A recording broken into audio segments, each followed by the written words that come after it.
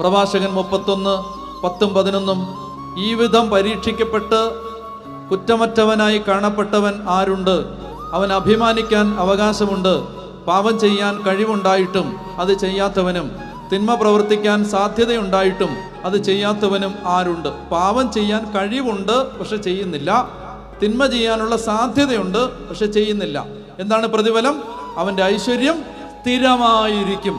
വിശുദ്ധിക്ക് ഒത്തിരി പ്രതിഫലം തരാൻ പറ്റും. വിശുദ്ധി എപ്പോഴും ഓർത്തോണം, വിശുദ്ധി ഇരുമ്പ് വാതിലുകളെ തുറക്കും. അതുകൊണ്ട് ചെറുപ്പക്കാരൊക്കെ ഇന്റർവ്യൂവിന് പോകുമ്പോൾ, പരീക്ഷയ്ക്ക് പോകുമ്പോൾ, അല്ലെങ്കിൽ എന്തെങ്കിലും ഒരു യാത്രയ്ക്ക് പോകുമ്പോഴെല്ലാം എന്ത് ചെയ്യണം? കുമ്പസാരിച്ച് കൃപയിൽ യാത്ര ചെയ്യണം. ദൈവകൃപയിൽ പോകണം. എവിടെ പോയാലും ഒരു കാര്യത്തിന് ഇറങ്ങുകയാണ്, കുമ്പസാരിച്ച് കൃപയിൽ യാത്ര ചെയ്യണം. അപ്പൊ അതിനൊരു പ്രത്യേക ബ്ലെസ്സിങ് ഉണ്ട്. അവിടെ ദൈവദൂതന്മാർ കൂടെ ഉണ്ടാവും, പരിശുദ്ധാത്മാവ് സഹായിക്കും, സ്വർഗം മുഴുവൻ സഹായിക്കും. കാരണം വിശുദ്ധിയുള്ള ഒരു ആത്മാവിനെ സാത്താന് ഭയമാണ്, ദൈവത്തിന് ഭയങ്കര സ്നേഹമാണ്.